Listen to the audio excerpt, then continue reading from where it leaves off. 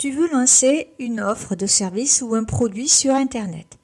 Tu as déjà vu sur les réseaux sociaux, peut-être sur Facebook ou sur Internet, tu es déjà tombé sur des conférences en ligne ou des webinaires et tu te demandes si tu ne devrais pas toi aussi faire ça finalement.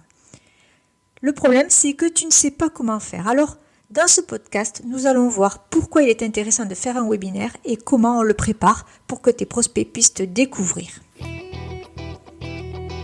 Bonjour et bienvenue sur le podcast Ambition Entrepreneur Épanoui. Pour les femmes qui veulent s'épanouir dans leur entreprise, que vous soyez déjà en activité ou que vous souhaitiez devenir entrepreneur, si votre but est de trouver votre équilibre entre vie pro et perso, ce podcast est pour vous mesdames. Je m'appelle Laetitia. Après 25 ans dans le salariat, les conditions de travail se dégradent et c'est le burn-out en 2017. Je comprends alors que je dois vivre différemment et rester alignée avec mes valeurs. À 45 ans, je crée mon entreprise. Aujourd'hui, je suis une entrepreneure épanouie. Donner du sens, contribuer dans ce monde en utilisant vos valeurs et vos talents, je suis convaincue que vous pouvez le faire aussi grâce au développement personnel et au web.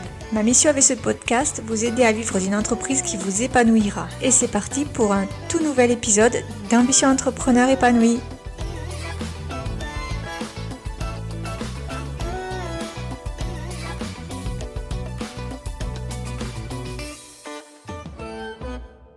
Tu as aujourd'hui une offre, un produit, quelque chose que tu veux vendre en ligne, que tu veux présenter à ton audience et tu te demandes si le webinaire peut être cette solution. Un webinaire, une conférence en ligne, qu'importe le mot, c'est exactement la même chose et dans tous les cas, ça a un but bien précis. Tout d'abord, un webinaire ou une conférence en ligne, ça doit être gratuit. C'est quelque chose que tu vas pouvoir proposer gratuitement pour que les personnes puissent découvrir ce que tu fais, qui tu es, l'expertise que tu peux avoir et comment tu vas pouvoir les aider avec ton produit ou ta formation en ligne ou ton produit à vendre ou ton coaching par exemple.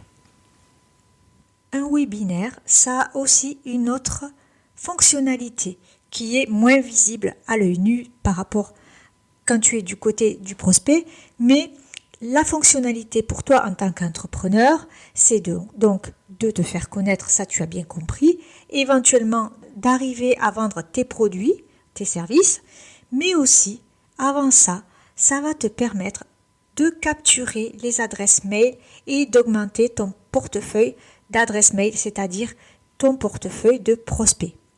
Il faut savoir que les adresses mail aujourd'hui pour un business en ligne, c'est le B à bas. Si tu ne captes pas les adresses mail de tes prospects, de tes clients potentiels, tu n'es pas en business.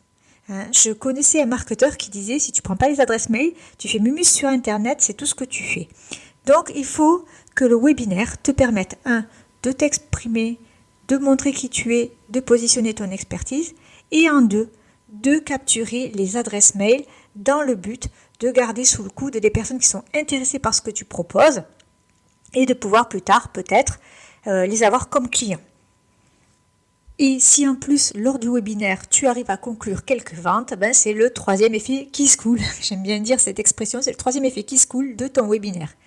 Donc c'est très intéressant de faire des webinaires sur Internet ou des conférences en ligne, je le précise, gratuites. Maintenant, tu vas avoir plusieurs possibilités de faire ton webinaire. Tu vas pouvoir le faire en live, en direct, ou en replay. Ça, c'est à toi de voir. L'avantage du live, c'est que ça te fait faire de l'exercice, ça te permet de voir aussi, de tester que ton webinaire fonctionne. Si tu fais ton webinaire tout seul, toute seule dans ton coin et que tu le mets en ligne comme ça sans l'avoir testé auprès de public avec de l'audience, tu ne sais pas s'il fonctionne, tu ne sais pas s'il est apprécié. Donc, autant au départ, moi je conseille de faire les webinaires en live et d'en faire plusieurs parce que c'est un exercice qui n'est pas facile. C'est un exercice qui demande quand même de la préparation et nous allons en parler tout de suite. Alors, un webinaire, c'est quelque chose qui ne va pas s'improviser et qui va te demander un minimum de préparation en amont. Tout d'abord, il va falloir que tu réfléchisses au but de ton webinaire. Qu'est-ce que tu veux dire? Qu'est-ce que tu veux montrer? Qu'est-ce que tu veux présenter? Il faut que, à la fin de ton webinaire, tu puisses éventuellement conclure des ventes. Donc, il faut que tu aies une offre à proposer. Ça coule de source, mais on ne fait pas un webinaire avec rien au bout du compte. Donc, il faut qu'on ait absolument une offre à proposer. Qui dit une offre, dit un tarif, dit une explication de cette offre. Donc, il y a quand même tout un travail à faire avant de se lancer dans le webinaire. D'accord ? Si tu veux faire des lives pour faire connaître ton expertise, tu peux faire des lives sur Facebook, Instagram, sur n'importe quel réseau social, mais tu ne rentres pas dans la partie webinaire, tu fais juste des lives, ok ? Donc le webinaire, tu le prépares en avance, tu as ta formation, ton offre, ton produit en ligne, ton coaching, et donc tu sais déjà ce que tu vas proposer à la fin du webinaire pour les personnes qui seraient intéressées. Mais avant cela encore, il va falloir que tu prépares quand même ton webinaire, que tu prépares ta présentation, que tu prépares ce que tu fais, pourquoi tu le fais, qu'est-ce que ça amène à tes clients. Et tout ça, c'est toute une partie bien précise qu'il faut articuler. Pour cette partie-là, si tu ne sais pas du tout comment faire, moi j'explique ça à mes élèves, mais tu ne sais pas du tout comment faire, tu peux déjà t'inspirer de ce qui se fait en t'inscrivant tout simplement à des webinaires, en regardant un petit peu comment les personnes s'y prennent. Et tu vois aussi si toi, à la fin du webinaire, tu aurais envie d'acheter le produit ou pas. Si tu as envie d'acheter le produit à la fin du webinaire, c'est qu'il est bien fait et donc tu peux t'inspirer de ce qui vient d'être fait et prendre des notes. Donc quand tu regardes toujours un webinaire, regarde un petit peu ce que fait la personne, ce qu'elle dit et comment elle présente son offre. Essaie de te positionner en tant qu'œil d'entrepreneur.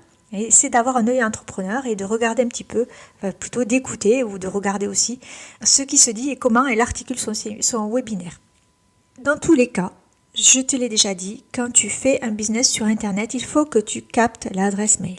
Donc ne fais pas une publication Facebook en disant « je fais un webinaire et venez, c'est la fête du slip », comme dirait Titeuf, c'est la fête du slip, venez à mon webinaire et en fait ça va être tout et n'importe quoi qui va arriver sur ton webinaire. Pourquoi je dis il ne faut pas faire ça ? Il faut tout simplement que tu le prépares et que tu prépares une landing page. Une landing page, c'est une page de capture. Rappelle-toi, tu as un business, tu as besoin des adresses mail, tu as besoin de connaître tes clients et tes prospects. Donc, tu dois construire une page de capture. Les gens doivent s'inscrire à ton webinaire. Ils doivent s'inscrire et laisser leur prénom et leur adresse mail. C'est vraiment ce qui est important. Donc, tu prépares ton webinaire, tu prépares un joli design, tu le fais sur Canva. Par exemple, si tu connais Canva pour les graphismes, c'est très bien. Tu fais un joli design, une jolie photo et tu présentes ton webinaire. Tu demandes aux gens de s'inscrire. En contrepartie, tu récupères les adresses mail. Tu vas capturer les adresses mail, mais il va falloir aussi que tu répondes aux personnes qui se sont enregistrées. Il va falloir que tu leur envoies un mail, ne serait-ce que pour leur rappeler l'heure et le début et comment on se connecte au webinaire. Tu as tout intérêt d'avoir un auto-répondeur pour gérer cette partie-là. Tout va dépendre du nombre de prospects, du nombre de personnes qui seront intéressées, qui se seront inscrites, mais l'autorépondeur à ce moment-là est quelque chose d'intéressant à avoir parce qu'il va te permettre d'automatiser les mails de confirmation d'inscription au webinaire et de pouvoir envoyer juste avant le webinaire un rappel comme quoi on va rentrer en conférence et qu'il est l'heure de cliquer sur le lien pour accéder à la salle du webinaire. Justement, à propos de salle de webinaire, il faut se poser la question de savoir sur quelle plateforme, sur quel site, comment tu vas diffuser ton webinaire. Alors, effectivement, ça va dépendre du fait que tu veuilles le diffuser en live ou que tu veuilles l'enregistrer et diffuser juste un enregistrement. Moi, comme je te l'ai dit, je te conseille plutôt de démarrer par du live pour tester et de mettre un chat pour que les gens puissent te poser des questions et que ça soit animé, vivant et que tu puisses voir effectivement si des fois tu avais oublié d'expliquer des choses, les personnes vont t'interroger, tu vas pouvoir répondre et ça va améliorer ton webinaire. Donc, sur quelle plateforme tu peux faire un webinaire ? Tu as beaucoup de possibilités aujourd'hui pour faire tes webinaires. Tu peux commencer par un Facebook Live, tu peux commencer par un salon privé sur Facebook, tu peux commencer sur un compte Instagram privé et en direct. Donc, mais toujours ne le fais pas comme ça, toujours pense avant à capter tes adresses mail, c'est important.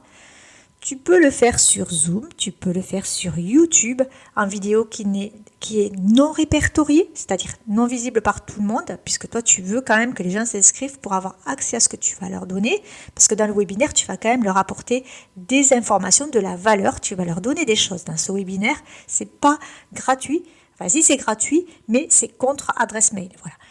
Tu peux utiliser aussi Google Hangout. Moi, je ne l'ai jamais fait. Et tu peux aussi utiliser des applications comme Webinar Jam, GoToWebinar. Moi, perso, j'ai un petit mix entre System.io, qui est ma plateforme d'hébergement de formation et sur laquelle j'ai mon autorépondeur. Et je fais aussi les diffusions YouTube en direct sur cette plateforme System.io. Mais je pourrais très bien imaginer que je monte un groupe privé sur Facebook et que les personnes me rejoignent dans ce groupe privé et en live. C'est pas complètement délirant et ça se fait, tout se fait. À toi de voir la plateforme que tu aimes et celle qui t'est plus facile pour faire ton webinaire. Une chose que je tiens à dire par rapport à ça, pense surtout à avoir une bonne qualité de connexion, c'est important. Si tu n'as pas la fibre chez toi, ce qui est le cas chez moi, passe sur ta 4G. C'est beaucoup plus fiable au niveau de la connexion que des fois une connexion qui est toute pourrie et qui va te planter ton webinaire. Pense aussi à une chose, investis dans un micro. La qualité du son est importante. Quelqu'un qui n'entend rien, il va partir. Même si tu as le meilleur contenu du monde, il ne fera pas d'effort. Si vraiment ton live est de mauvaise qualité, tu vas perdre du monde. Ça serait dommage. Autre conseil que je te donne, c'est quand tu fais des lives systématiquement et que c'est des choses importantes comme un webinaire, une conférence en ligne, pense à enregistrer de ton côté avec ton PC, pense à enregistrer la session. Ça pourra toujours te servir si tu as un problème de connexion, que ta connexion Internet lâche, tu auras un enregistrement de secours et tu pourras renvoyer le replay aux personnes puisqu'elles t'auront laissé leur adresse mail et tu pourras leur dire excusez-moi, ça arrive, ils comprendront. Excusez-moi, hier on a eu un problème de connexion, j'étais bien en direct, mais par contre la connexion a été coupée, vous ne m'avez pas entendu, il y a eu un problème technique, ça arrive. Ben voilà, j'ai l'enregistrement qui est là et vous pouvez quand même le visionner. Donc tu as sauvé quand même ton webinaire en faisant tout simplement un enregistrement en plus du live qui est diffusé. Pour faire ton enregistrement de sauvegarde, moi ce que j'utilise, c'est OBS Studio. C'est un logiciel d'enregistrement vidéo qui est souvent utilisé par les gamers et qui est gratuit. Donc ne t'en prive pas, enregistre ta session et ne perds pas tout ton contenu si jamais il y a un bug. Ça m'est arrivé il n'y a pas très longtemps de faire un live sur Facebook. Moi j'avais une très bonne image sur le PC et en fait quand le live a été diffusé après dans le groupe, il était tout pixelisé, c'était juste une horreur. Et hasard, j'avais pas fait mon enregistrement OBS puisque c'était juste un live d'une dizaine de minutes et je pensais pas que c'était nécessaire. Sauf que mon live était très intéressant, heureusement le son est bon, mais franchement la vidéo est ignoble. Donc pense toujours à faire une sauvegarde de ta vidéo et vérifie toujours que ton micro fonctionne. Il est possible que les gens ne te le disent pas ou qu'il y ait un décalage entre le moment où tu commences à parler et les moments où ces personnes interagissent dans les chats et que tu t'aperçois que tu n'avais pas de micro. Bon voilà, donc c'est des petites erreurs qu'on fait. Il faut toujours penser quand même à avoir la qualité au niveau de la diffusion. Voilà. Et la qualité aussi au niveau du contenu, bien sûr, que tu vas donner à tes prospects. Dernier point que je veux aborder aujourd'hui avec toi, c'est une question que peut-être tu te poses. Tu te dis, est-ce qu'il faut que je sois visible sur mon webinaire ou est-ce qu'un PowerPoint, est-ce que juste une présentation Keynote peut suffire? Alors moi, je dirais que les gens aiment bien être connectés, ils aiment bien voir la personne qu'ils ont en face. Moi, je ferai un mélange, c'est ce que j'aime bien faire, un mélange entre le PowerPoint et mon visage. Et si c'est pas possible, je préfère encore qui voit mon visage, même si je ne suis pas hyper à l'aise avec ça, ou en tout cas au début je ne l'étais pas, et maintenant avec le temps ça s'améliore, mais si tu ne veux pas mettre ton visage et qu'on te voit en live, tu peux mettre juste une photo de toi sur ton PowerPoint qui défile et que tu fais défiler. Par rapport à la voix, pense toujours aussi à mettre ta propre voix. Il y a des gens qui font des webinaires. Non mais j'ai vu ça, des webinaires qui sont enregistrés avec une voix de robot, c'est juste immonde. On a juste l'impression qu'on est sur de l'intelligence artificielle et franchement c'est pas, ça connecte pas quoi. Les gens peuvent pas se connecter avec quelque chose qui est complètement robotisé. Donc voilà, essaye d'être toi, d'être naturel, pense surtout à rester nature comme tu es, c'est ce qui est important, c'est ce qui fait que les clients vont se reconnaître et qui vont adhérer à ce que tu fais et à ce que tu proposes. Je pense que j'ai fait le tour de toutes les questions que tu pouvais te poser aujourd'hui et je pense que tu dois absolument tester ça pour vendre tes produits, pour te faire connaître. C'est vraiment quelque chose de formateur. Si tu es coach, si tu vends des produits en ligne, si tu vends de la formation en ligne, tu as tout intérêt à tester le format webinaire. C'est un format qui convertit bien pour la vente et même si les gens n'achètent pas à la sortie du webinaire, tu auras au moins pu te faire connaître et encore une fois, tu as pu augmenter ta base email et donc ton portefeuille de clients potentiels. Si tu as aimé ces conseils, si tu as aimé cet épisode, n'oublie pas de t'abonner et dans le prochain épisode, nous parlerons de comment faire pour vendre ses coachings sur Internet.